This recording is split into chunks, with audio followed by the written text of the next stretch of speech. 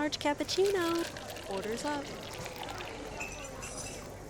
Hi there, everyone. Welcome back to the Athlete Cafe. I'm Emily Marcinowski, and I am here today with Alyson Campell. She is a consultant. How do you refer to? College planning consultant. College planning consultant from Estrela Consulting here in the Cleveland, Ohio area. So we are super excited to have another guest on the podcast. We're trying to branch out here and bring in some different people just to kind of meet all of the needs of our athletes and parents and whoever is listening in.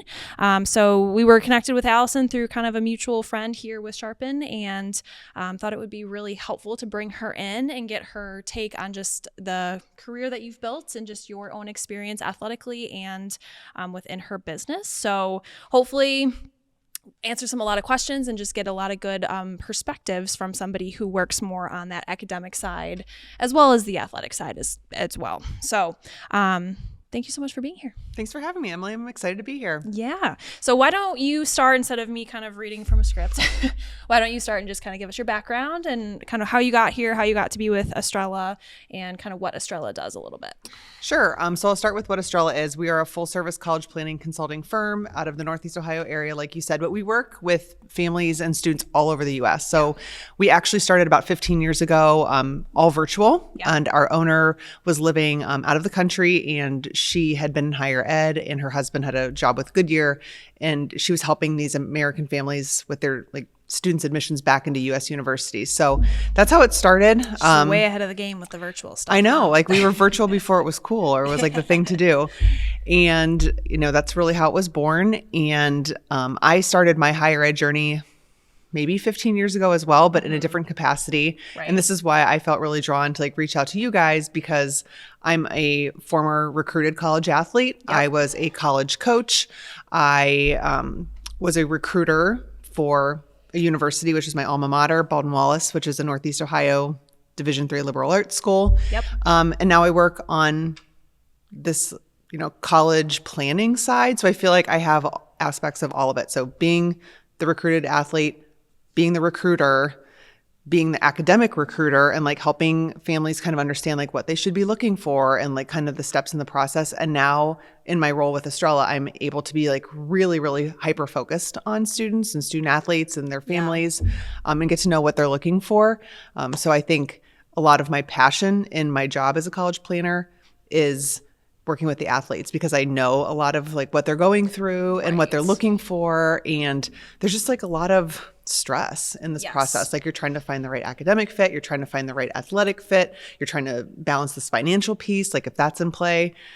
So yeah, it's probably my favorite part of the college planning job is really getting to work with athletes, but it's been an amazing experience all the way around. Do you feel like you see I wouldn't say a majority of the people, but what percentage would you say of athletes you work with or kind of that come through your door? Yeah, I would say maybe 25% of the students that I work with have some sort of athletics discernment, so they are a high school athlete and they're thinking about it.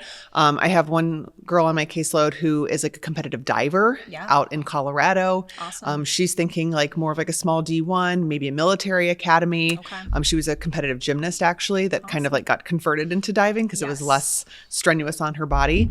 Yep. But yeah, I've actually found out I have a couple students that were really into bowling this year. Yeah.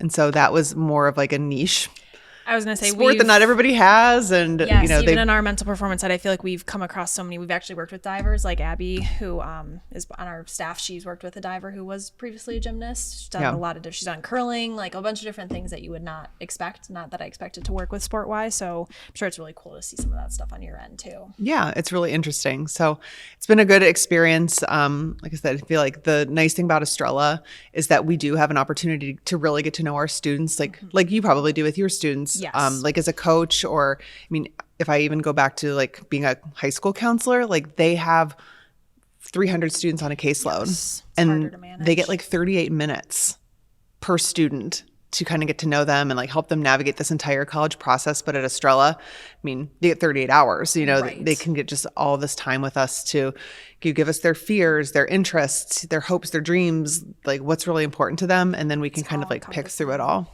So if an athlete or even a student, right, not even athletic related, but if they come through your doors and are looking and kind of peruse through your services, what does an experience, if you have someone sign on your caseload, what does that look like for them? Yeah, so we're a full service college planning firm. So, I mean, we get students as early as, we have maybe a handful of freshmen, but typically like sophomore year is kind of like that sweet spot because it gives us enough runway to really work with them. We'll start with doing some assessments. So getting to know the student, because honestly, even as a 37-year-old, I don't know sometimes what I want to do with my life. So to expect a 15, 16, 17, 18-year-old to know, this is what I want to do with the rest of my life. This is what I want to go and major in college. Right. That's hard. Horribly difficult. So we do a lot of assessment stuff to just kind of see what are you good at? What are you interested in? How can this translate into a college major or a college program? Because so many kids go into college thinking, oh, I want to be a nurse or I want to be in law enforcement because mom and dad is in medicine or they like CSI or Law and Order or whatever it is, whatever they're exposed to. Yes, that's what they mind, which makes sense. I mean, there's nothing wrong with that. And then I can totally relate to that because through my high school experience, my mom was PT. Was more with my high school at the med-track program that I was in, did more of a focus on physical therapy going into college. And when I got to St. Francis, they actually had an accelerated doctorate program. And I got to my sophomore year and I got to my anatomy class and I was like, this sucks. I hate it. I don't want to do this. And I was like, what do I do? That's all I had thought about doing my entire high school career. So it's I had this very narrow vision. And that's whenever I talk to kids now, I'm like, don't feel like you have to have it figured out. Have backup plans, have other things to be interested in. So I love that you bring that up because it's so hard to know before you go into college what that's going to look like. Yeah. And I had a student this year who he was a high school baseball athlete and he didn't love school. We kind of even waffled with is college the right path for you? Which it doesn't have to be. And sometimes we have those conversations as well. Yeah. And he was like, I want to be a physical therapist. And I'm like, okay, do you know what this entails to be a physical therapist? So we did some of the assessment stuff. And on our assessment tool, it shows kind of the path of schooling for a physical therapist. So it was 4 years of undergrad, 3 years of doctorate. And he's like, whoa, I do not want to do 7 years of college. Right. And I was like, then we need to rethink this because, you can't just get an undergraduate physical therapy, a pre-PT degree. Right. You have to move on. You have to do more. So let's think athletic training. Let's think kinesiology or exercise science even. And he's like, oh, okay. So, those types of things, if he didn't know that or even just have that assessment done with us, he could have been applying to pre-PT programs with no clue that this was not for him. Right. And nobody talks about that. You're right. In that, even in the high school sense, they have the school counselors and all that stuff, but it's nobody does take the time Estrela sounds like they do to understand just that planning pathway. And do you feel like you've seen it grown over the years of students being interested in this type of service, or is it, what do you see with that? I didn't even know something like this existed, to be honest. Yeah. I'm relatively new. I was brought on a little over a year ago along with another counselor, and it was basically because we had been turning people away. We had so many inquiries and so many people that wanted our services because it is so in depth. You could, maybe just find someone online that will help you stay organized or just do the assessments or something like that. But we really cover every piece and it's customizable too. So some students come in very prepared or their parents come in very prepared and they're like, we already have a list. We don't need assessments. We know that kind of stuff.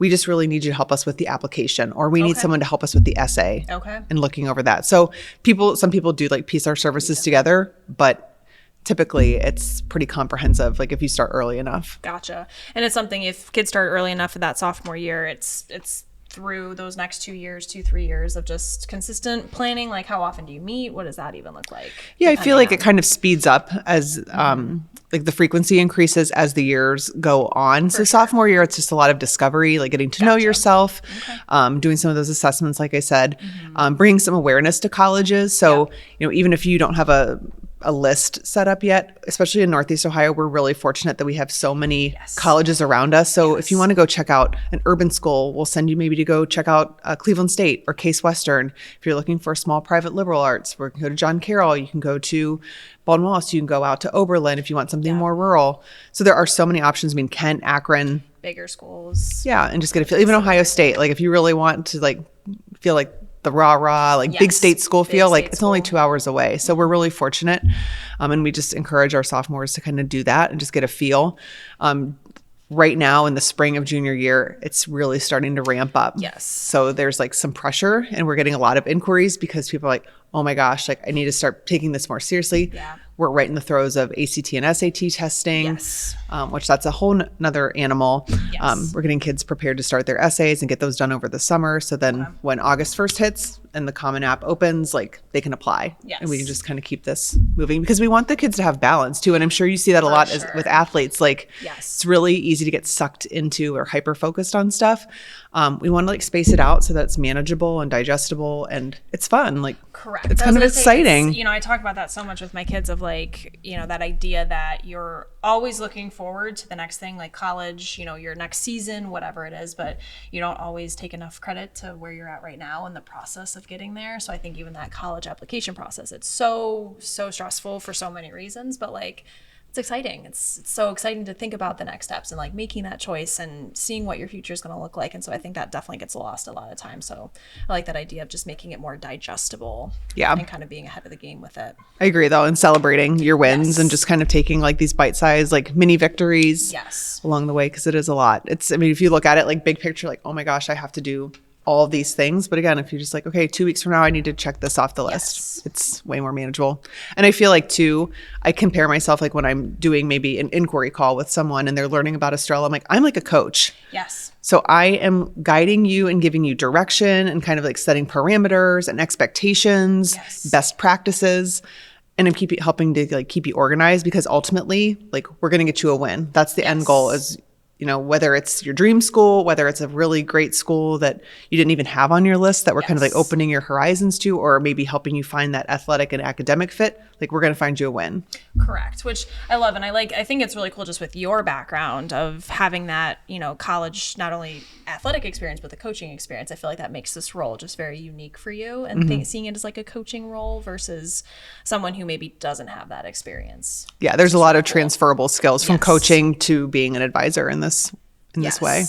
Very cool. Okay. No, I think that's awesome. And I think it's really cool to see just your whole background and how you got to where you are today. But I think with that athletic and now this more academic side of things, I feel like the biggest thing I see with my athletes to get your thoughts on is this idea that we have a lot of high achieving athletes, which makes sense. Like everyone who comes to our service, I always feel like unless they're being a little forced by their parents to try this out, most kids are very high performing. Like they just want everything they can do, everything they can fit in their schedule to try and make them that next level or that like the next top athlete. So we have a lot of kids who play like a varsity sport every season or play multiple sports at once or, take all honors AP classes and then put this really high pressure on their grades. I guess, what is your take on the grade side of things? Because I try and have this conversation with my kids a lot of like, you're okay with the B+. Like you're still going to get to school. You're still going to get in college, but that is just like highly unacceptable for some of these kids that I work with. So I guess from a college planning perspective of what they're looking for or what that application process is, like, can you speak a little bit to the grade side of things and just your thoughts on that? Yeah. And I totally understand what you're saying. I think you're right. The athletes, they just put more internal pressure on themselves. And they do want to be the best at everything. And it is a lot of parallel. Like a lot of our athletes are our highest academic ones, but there are a lot of transferable skills. They're really good time managers. They're used to the pressure. They want to compete at the highest level. So they do stack their course loads with APs and IBs and CCPs and whatnot. And I think the biggest thing is just really when you're in that spot where you're starting to schedule for classes or thinking about it, like what can I realistically take on? I'm going to be dedicated to 4 hours a day of training for my sport. Where does that leave? Like if you go to school from 7:30 to 2:30 and then you're at practice from 3 to 7 and you have to eat at some point, like you're not going to be up till 11 o'clock doing homework. And if you are, how beneficial is that for everything else you're doing? Yes. And it's student athlete for a reason. So we want to prioritize the academic piece, obviously. And if you can push yourself. Because I think as someone who's read applications too, when I worked at Baldwin Wallace in the admissions field, I read applications for Ohio State. Like if I see that you went to Westlake High School and they offer 18 AP classes and you didn't take any of them, but you have a 4.0, like that stands out to me. So challenging yourself appropriately and like whatever is in your time parameters. Yeah. And I think that to me, like it's reassuring because I try and emphasize that with my athletes. And I think they all realize it because it's like you only have so many hours in a day. And then you try and fit in when the tests are because all the tests seem to pile up on the same week. And then you get really stressed about your grades. And I think a lot of them too, I talk a lot on confidence and just trusting what they know they're capable of. And, you know, they all worry a ton about like not passing or not getting a good grade. And I'm like, have you been doing this class all semester? They're like, well, I'm really good. And I'm like, okay. So building that trust and that confidence, but I think that's helpful to know from an admissions perspective of like, when you're looking at those things or when those certain individuals that are looking at the applications, like they don't just look for maybe the APs. They look at the whole gist of it and kind of everything that's being put on that admission slip. Yeah. And I think when you're an admissions reader, you get we call it the school report form. So it shows you basically giving context to the type of rigor and curriculum that your school offers. Gotcha. So, you know, a 4.0 at one school is different than a 4.0 at another school based on what's offered and what's available. So you're not going to be penalized if you're a student that goes to a school that just isn't as academically strong and you've taken the best that you can take, but you don't offer APs. Like that's not the fault of the student. So being mindful of that. But I just think even relying on your counselor. So if you're looking for an opportunity to get in front of the counselor and start making some connections, just saying like, hey, I'm a varsity athlete that spends 4 hours a day at, my high school varsity practice. And then I go to JO or then I go to Sharpen or wherever it is.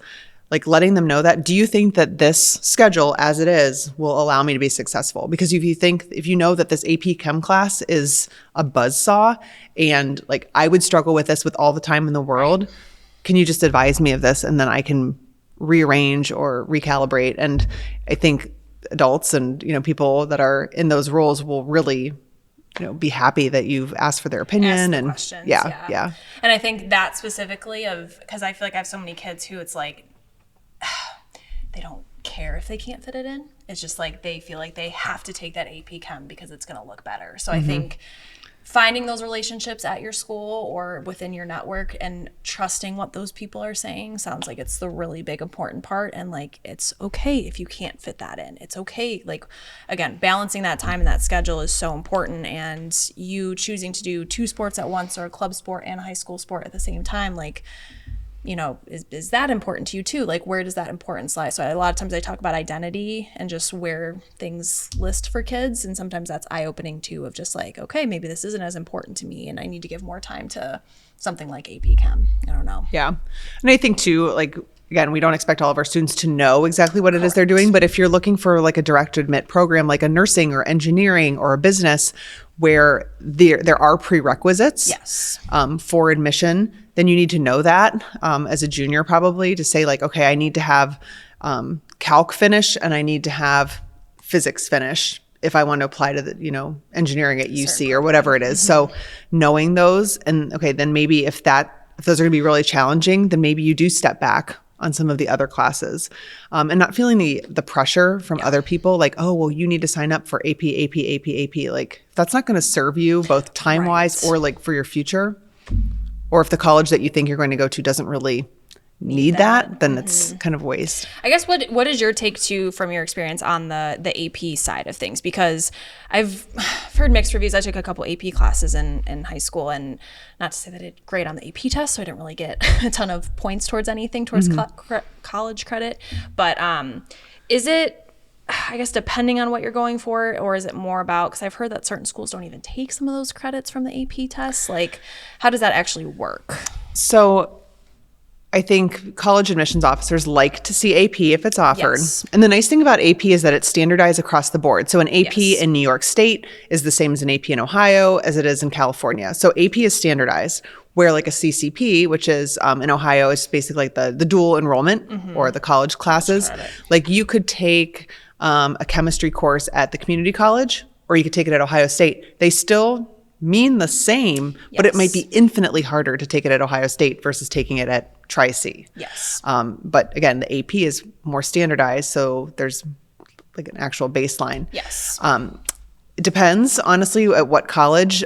Mostly 4s and 5s that you score on the AP test will translate into maybe knocking out a prerequisite for a certain like entry level, you know, math or entry level science or a language. Maybe it'll take that language component away. Like if you go to a liberal arts school and they're requiring a foreign language, but you get a 5 on the AP French test, they might say, okay, you're competent. We don't need to do that anymore. And they'll just kind of knock that off. But depending on the distribution of the scores too, like if one is really, really hard and like 60% of the kids that take it only score a 3, then they might accept a 3. Okay, so that's really good to know. Yeah, just do your best. And, you know, hopefully you're taking the course because you want to be challenged and you want, you know, to understand the content versus just like get a score that will translate into college credit. But I mean, just do your best. So then, you know, that's a great way to save money. It's a great way to get ahead and kind of like get right to the heart of what you want to do. Right. Which is, and that's a good way of putting it, because I think it's good to know just the different levels of it too, and the scores and all of that, because I didn't even think about that piece of it. And I'm glad that they take that into account. So that's helpful for a lot of kids to know. Yeah. Like if you don't get a 4 or 5, it's not the end of the world. Like some places will take a 3 because it's considered to be a much harder test. Okay. No, that's super good to know. I like that. Everyone's starting to study for AP exams. So talks for a lot of my sessions with kids so far. Cool. Okay. So let's shift a little bit to this idea of the just kind of college process, like when you're starting to look for schools, from your own experience and then also from the admissions academic side. Like what are some things that you feel are important to keep in mind as you're looking for a school for you personally, whether it's for athletic and academic or just academic? Like what are some important things to consider? Yeah. So I think the biggest thing that we really try to tell our Estrela students, and really any student that I come in contact with, is keep an open mind. There are so many amazing schools out there. I think that we have like we call them the sweatshirt schools, like that everybody knows, like the Harvard and the Stanford and, you know, the sweatshirt schools. Everybody knows those. And those are obviously extremely difficult to get into. But there are some fantastic schools that you've never heard of that are going to be an amazing fit for you.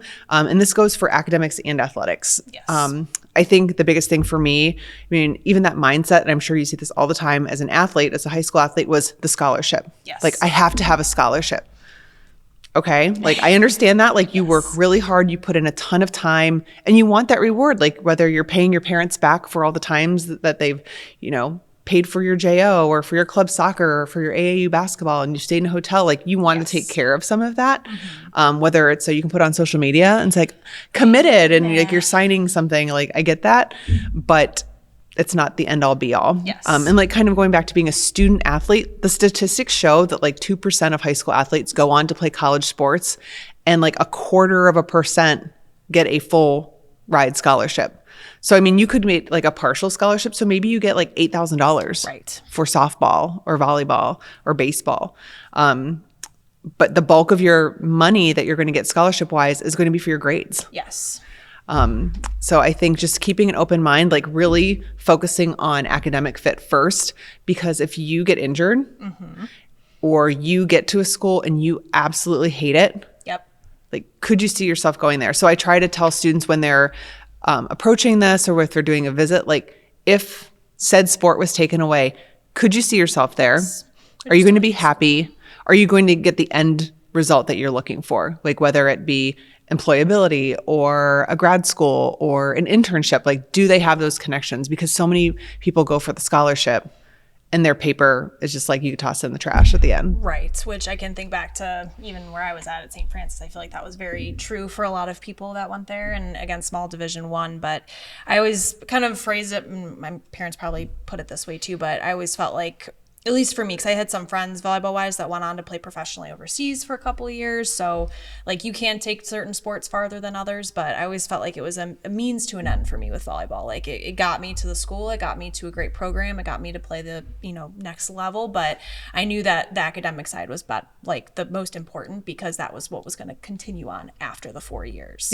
Even though as much as I loved volleyball. So I think that's good. And we have kind of our own rundown list that we've put together because all of our coaches at Sharpen played college sports. So when you're recruiting or when you're going through those things, I think that idea, of like taking the sport away, what would this look like for you? I like that a lot because we talk about things like, do you like the big schools, the small schools? Is it more about the high academic? Is it more about a certain program? So kind of finding the best way to like narrow down your choices, but that's a really good way to kind of put it for that athletic perspective. Yeah. Yeah. And I think athletically too, I mean, so much can change. I mean, a coach can get fired or decide maybe that they don't want to do this anymore. So maybe that's who you really connected with and now they're out and you get someone that you didn't sign up for. Girls can leave. And it, depending on the division level too. I mean, like being Division III, if you decide like maybe I want to pursue a study abroad or I want to do an internship or I want to do that, you don't lose anything. Right. So it's not there's really like no harm or foul if you decide that you don't want to pursue the athletic piece of it, where if you're tied to a scholarship, you don't have like any flexibility or very limited flexibility without losing that money. Which at the time it seems like, oh yeah, sport's important. That's my full focus right at the moment. So I was talking with my other coworker. She ran track and field at Penn State. Okay. And we were talking about just traveling yesterday and like trips for the summer or whatnot. And she was like, yeah, we started going down the path of, because her brother's studying abroad next fall in Ireland. And I was like, that is one thing that I will forever regret, is that I could never do something like that. And not that St. Francis had any great options, but just to have the opportunity, like I could never. And she was like, I know. She's like, she kind of did a minor in art for a little while for part of her career, or her career at Penn State. But she had the options to go to Japan, to go to Florence, to go to all these places with more of an art piece. And her coach literally said, no, you cannot go. I mean, I can speak to that, like kind of a sidebar. I played basketball at Baldwin Wallace, and I had a good friend who went to Australia when I was a sophomore and he was a little bit older. And he came back and he was totally different. He's like, it was incredible. You have to go. You have to go. And I ran it by my parents. I ran it by my roommate, who was one of my basketball teammates. And she's like, you're nuts. You're crazy. And I did it. Like, I just couldn't get it out of my mind. And I went to Australia and I was literally halfway around the world as a 19-year-old. And it was the best. It was so incredible. I made a friend, like a lifelong friend who was in our wedding. My now husband, like he came and visited. And when I would interview for jobs after that, I mean, I think a lot of people really like to see an athlete on a resume because they know like they're hardworking, they've got good work ethic, they're a good teammate, they've got, you know, time management skills. But they'd be like, how is Australia? Yeah. Like, that's so cool. And I do. It forces you to grow up. Yes. Put you out of your comfort zone. Exactly. And it's a great differentiator, especially like when they're seeing like a dime a dozen resumes and like, oh, you studied abroad in Australia. Like, tell me more about that. So yeah. No, I think it's awesome. And I think that's a good piece too of, we talk a lot about just going back to that scholarship piece of, obviously every kid's dream is to go D1. I mean, I fell into that too. D1 dreams was everyone around me when I was playing volleyball that year. Like pretty much my whole class and a couple teams I was on, pretty much everybody went to some Division I program, which was crazy. But it's like I try and really speak to a lot of my kids because I mean, I have 7th, 8th graders saying that they want to go to Division I and they want to do all this stuff. And I'm like, you got so much time. But I guess you kind of touched on it a little bit, but that idea of like, it doesn't have to be this big Division I school, like Division II, Division III, NAIA, JUCO, like there are so many options. And I guess do you have any insights on that or any opinions on just the different levels and finding what fits you best and kind of going against that image of it all? Yeah. And I felt like I fell into that trap too. I mean, for the longest time, I was like, I have to get a scholarship. I looked at some small D1s. I looked at a lot of Division IIs. And I think Ohio being kind of like this hotbed of colleges. I mean, we had a lot of options, so I was able to check them out. But Division III, I mean, before you knock Division III, go watch a game. Right. Like those girls or guys, like they can play. And a lot of times they are the kids that could be playing Division I or Division II, but they want to stay closer to home. Or they want a really niche academic opportunity like neuroscience or data analytics or some like, you know, they just wanted like a small school atmosphere. I think too, like Division IIIs sometimes have more money. So maybe the D1s and D2s, they're fundraising to go on their one time, you know, cycle big trip to, you know, Puerto Rico or the West Coast or whatever, where D3s, they have the money because they have the endowments and stuff. So sometimes they travel a little bit better or their gear's a little bit nicer. So not to knock that, but I think the biggest thing is just go check them out. Like go see, because it really, if you can visit a campus, that's a big differentiator just to get a feel and get a vibe. Like, could I see myself here? Are the kids talking to each other? Do they hold the doors for each other? Are the professors or the adults interacting with the kids? Like I went to a big state university just to visit when I was in high school. It was on the East Coast. And I remember this was like 20 some years ago. Everybody had earphones in. Everybody was looking down at the ground. And I was like, ew, like I did not like this at all. Like I needed somewhere where like they looked like they liked each other and they were nice to each other. I mean, nobody interacted at all. And there was 40,000 kids on campus. Yeah, that's wild. Yeah, And but it was just very... on your own, kind of doing your own thing, stay in your lane. Yeah, no, I think that's super important. And I think that idea of like getting a feel, even I say for the coaching staff, I have so many kids who are sadly struggling with just their high school coaches or their, club coaches at the time. And it's like, they think that this college piece is going to be this, this new, open, wonderful, positive experience, but you have to kind of interview these people too. Like, what you like and what you don't like. You're kind of, as you're going, I mean, when you're a senior in high school, how you need to be coached, what you need out of that stuff. Yeah. So when you go on these visits, I think it's important to not only get a vibe for the school and the academics and the, the people there, but watch the coaches, see how they practice. When they're recruiting you and they come up and talk to you at tournaments, they're all nice. Yes. Easy to put on a good face, but like really see how they interact with their athletes, how they communicate, what they do, what that looks like in a day when you go on a visit. I think that's super important too. Definitely. And that was one of the things that I mentioned to you when we were kind of talking about this podcast was when I was a coach, we, obviously we recruited heavily. We would go to a lot of games. We'd meet the families, but it's like a low stress environment. Yes. I'm not coaching. My like wins or losses aren't on the line. I'm watching them play. Correct. And like the parents are excited to see you. It's just like a whole different atmosphere. But when they come on campus, we really like to split them up. And maybe, I would think it to be almost like a red flag if a coach doesn't allow you time with the team by themselves. Yeah. So like when you do have FaceTime with a coach, I mean, to be candid to like, where do you see me? Yeah, that's the hard questions. And I think that's okay. I mean, in our current state of like instant gratification and like superstar mentality, you might have to sit behind a junior and a senior. Correct.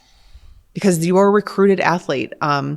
And again, I'm all for freshmen and sophomore. I mean, like if you're an underclassman and you're better, then you should be playing. That's not what I'm saying. But like to understand, like, yeah, we have 3 All-Americans that are a guard right now. So once they graduate, you might see limited playing time. If you know this and you come to the coach's office, like, we can't, you're going to play immediately, blah, blah, blah. Like internalizing that a little bit and like looking at the statistics or the trends of their team.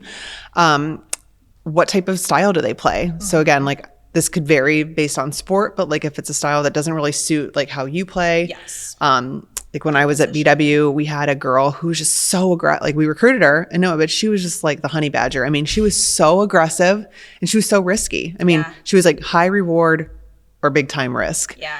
And when she came to BW, like that's how she wanted to play. And that really wasn't our style. It was more like, let's set it up, let's slow it down, let's put it. And she would just be like, boom, boom, boom. And she was like, what? Like, why did you recruit me if you won't let me like play my game? Yeah. Great kid. I mean, that was just like, I'm like, yeah, like this probably wasn't like the best fit for our style of play. So asking those questions and really seeing if you can split off with the girls. Yes. Or guys, I suppose, because I think they are going to be more candid and be like, spill the tea, I guess, on the coach. And I mean, sometimes it would be really good, and sometimes be like, yeah, like they get really crazy, like when we lose, or they keep us after practice for an hour, or there's like pop-up practices that kind of are spontaneous. So communicate well, yeah. I mean, they'll tell you the things that the coach obviously isn't going to tell you, or you're not going to get from a 30-minute meeting in their office or them coming to your high school game. So I think it's really important. And even to like ask for that perhaps, like, hey, could I like maybe grab lunch with some of the girls on the team? Like I'd love to get to know them. That's important to me to see if I'm like a good social fit here on the team. So, and I think that to me, those are all great things to keep in mind. Hopefully if you're listening, you're writing down all these things. And I think, we talk with mostly, I mean, all over across the board, but 7th, 8th grade, freshman, sophomore, I'd say is our like biggest group of kids that we work with. And we do so much on communicating and feeling comfortable enough to ask those hard questions, because it can be uncomfortable and it can be kind of confrontational to ask those things. But again, like this is your future and this is what you're setting yourself up for. And if you're not a fit, like that girl you played with, I mean, it's not a bad thing that she wasn't a fit on that team. It's just her style was different and maybe she could have gone somewhere else. Like it's not bad. It's not, I always say all bad or like positive or negative. It's just, you got to pick the path that's best for you, Yeah. which feels just uncomfortable sometimes, especially if you have this, you know, deep-seated thought of like, oh, I need to go here, or I need to go D1, or I need to do this. Like, it can be, don't let it be earth-shattering for you if it's not what you kind of end up seeing it to be. Yeah. And I think too, like the pressure with the scholarship piece too, like you might think like, I need this scholarship so desperately bad that you put the blinders on. Yes. And you don't see the red flags that are waving Yes. about this doesn't fit my style of play. They've had 5 girls quit in the last year. Everybody's transferring. Like, why is that? So again, getting maybe some time with the team by themselves may help take those down a little bit. Yes. I remember I literally had a conversation with a kid. He's a junior this year and he just finished up his high school basketball season. But he was like, yeah, you know, I'm just like waiting for my offer. Like my brother, he's gotten one. I've had my friends get a lot of offers. He's like, I just haven't had it yet. And I'm very stressed about it, obviously. He's like, this one school was interested in me and they've texted me and then they just kind of stopped texting me. And I'm like, okay. I was like, what did you like about that school? He's like, well, I mean, I do know the coach was kind of a hothead. The one coach got, you know, suspended because he like punched a wall and like the season wasn't that good. I'm like, so are you really that upset that school stopped texting you? And he's like, no, I guess it's probably a good thing. So it's like getting so caught up in just the offer versus like what actually you're going there to do, you know, or that program sense of it. So those blinders, I think, is a very important part. Yeah. And I just try to repeatedly circle back with the students that I work with. Like, again, like remove that athletics piece. Yes. Like, can you see yourself there? Is this going to get you to the next level? And again, and not next level athletically, like law school, med school, graduation, a job, graduation in 4 years. Right. You know, and I think sometimes, you know, if you're transferring schools because it's not the right fit over and over again, that's just adding more time and delaying. You're going to be 24 before you get out into the real world. Yes. So, and some people, I think, I mean, that's a whole nother topic of discussion of like that exiting out of your career, right? Some people, I feel like you see so many of these red shirt and then the 5th, 6th, 7th year people nowadays. It's like, I could not. I think back to it, I'm like, I've had people ask me, if you could have taken a 5th year, would you? And I was like, absolutely not. I would have never. So to see some of these people that are so old, like 26, 27 still playing, I'm like, kudos to you.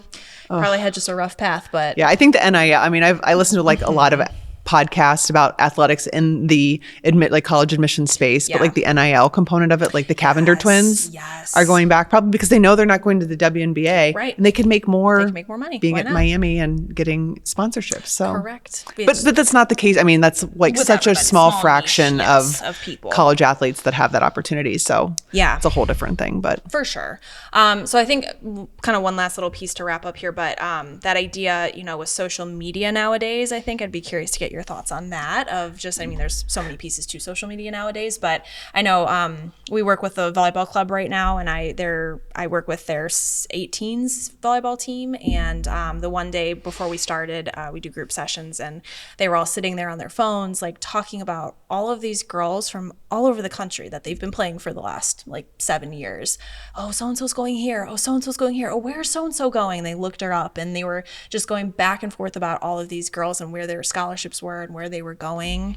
And I feel like not only for the recruiting piece, but also just like sports in general and how you have to, the etiquette of being on social media. But I didn't even have that when I was going through recruiting. I'm sure you didn't either, right? I'm a dinosaur. Different. But like it adds to so much pressure and all of this. And I mean, do you have any tips of just how to manage that or to kind of... Yeah, I have a few tips. I mean, I feel like, I love social media. I think it's really great in so many ways. Yeah, it is great in so many ways. It's great connect to other people, to catch up, to see what people are doing, to get updates. But there is that inherent pressure, especially when you are a heavily recruited athlete, or that pressure to sign somewhere and make the announcement and thank God and your family for their support. And you're like, that's great, but it's for the gram, essentially. So I think just being mindful of that, like, again, you need to make a decision based on what's best for you, not what's based on likes and followers. So that's that. The second piece is how vital social media is to informal recruitment. So if I'm a coach and you're on my radar and I'm deciding, like, am I going to drive down to Cincinnati to watch this kid play this weekend, spend 5 hours of my time, or, 4 hours to drive and spend my entire day there. And I go on there and, they're drinking White Claws in their story or, doing whatever, like red flag, I'm not condoning it in any way, but I mean, like, be smart. You know, Yes. you need to, would you want your grandma to see this? That's like the litmus test. Would you want your grandmother to see you in whatever pose that you're wearing, like Right. scantily clad? Again, that's like a representation of yourself. And a coach is going to be almost like a precursor to being hired somewhere. Yes. And once it's on the internet, it is out there for everyone to see. It's almost impossible to erase that. So you think like, oh, I'm going to send a Snapchat and it's going to be gone. Screenshot, Yes. and then it's viral. Yes. So just being smart. Like if you take it with your phone, someone can see it, will see it, and it'll get to the people that you don't want to see it. Correct. So just being smart about that stuff. If you're going to use your social media with your sports, like that's totally fine. I've seen like a lot of people that link their huddle, or maybe like a link tree that has like, here's my JO schedule, here's my high school schedule. I've seen so many kids like making their own profiles, like on Twitter or on Instagram of just like their sport things, and then their personal one is separate, which is cool. Yeah, and that's fair. But again, even if you want to set it to private, so then like only the people that you want accessing your personal one, that's fine. But if you don't want your grandmother to see it, if you don't want your parents to see it, then it should not be taken on a phone at all, because you cannot get it out. Yeah, no, all great stuff. And again, probably things that hopefully other people in your life have told you. Hopefully it's not the first time you're hearing that here today. But again, just being smart and being appropriate with everything. But I do think that pressure and comparison piece too is just so important to keep in mind of like, you are doing what's best for you. You are doing what you need to do. And sometimes getting clouded by all of these commits are, my favorite thing is when all these people are like, oh, I received an offer from so-and-so. I received another offer from so-and-so. And I'm like, oh my goodness.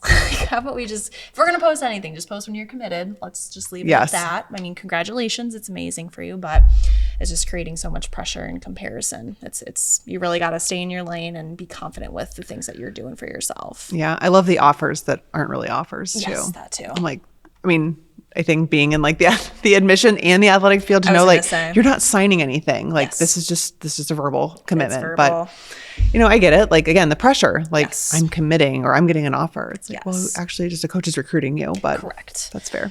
Different. Everyone sees it a little differently. Yeah, but it's fine. Yeah. So, I mean, is there anything else that you can kind of think of that we didn't touch on that you feel like just from the academic, athletic, admissions, that would be just anything you'd want athletes to know out there, or just students either? Yeah, I think just giving yourself enough runway.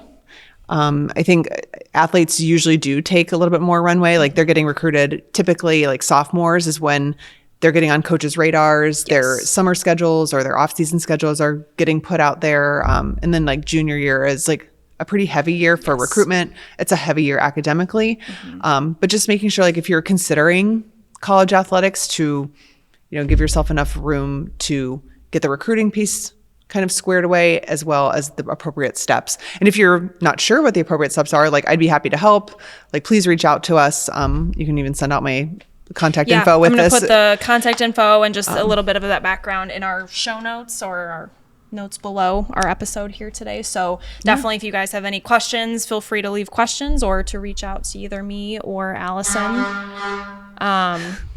And let us know if you have any further things that you would want to hear from or even talk about. Because, I mean, I'd love to bring her back if we have any more questions or any more topics that we feel like could be spoken about. So yeah, thanks for having me. I feel like we could go on and on. I know, it's hard. All of these yeah. topics, it's like we all feel like the hour goes by so fast, or 40 minutes, because it's so fun and easy to talk about it because it's both stuff we're passionate about. So yeah, thank you so much for being here today. We appreciated it so much, and hopefully have you back here soon enough. All right. Thanks so much. Cool. I appreciate it.